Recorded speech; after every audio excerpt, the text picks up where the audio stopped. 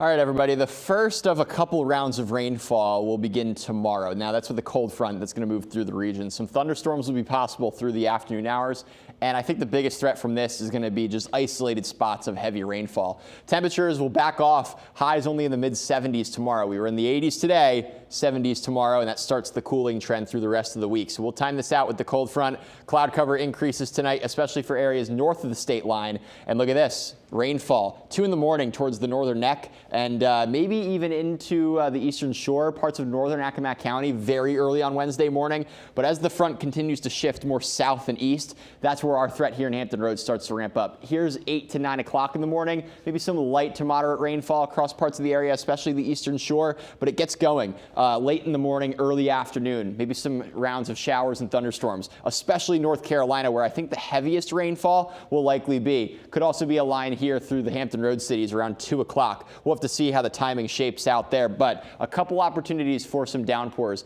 as we go throughout your Wednesday. As the front passes, dry air fills in from the north, and the breeze out of the north is pretty steady, 10 to 20 miles per hour Thursday and Friday. You'll notice, though, Friday comes around, we start to get a little bit of cloud cover, especially in the upper levels. That's because the same front that surged south through the region is going to return back north with a coastal low attached to it. That's going to bring some pretty big-time rainfall to the area. Just depending on where the storm tracks, though. If it's a little too far east, that could miss us out on the biggest rain and the biggest wind. But if it hugs the Outer Banks, hugs our coastline, that can mean more rain and more wind. So here's what the models are telling us right now. Earlier in the day, we were seeing wind gusts possibly upwards of 65 miles per hour for the Outer Banks. That has since backed off a little bit, but still gusting 40 to 50 miles per hour. Even up into the south side and into the eastern shore, wind gusts close to 50 miles per hour during the day on Sunday, with the low being just offshore. This will mean another threat for coastal flooding, especially with our high tide cycles through the weekend. And we're going to be watching for more overwash along NC-12, possibly some problems for areas down in Buxton that have been reeling for the past several days.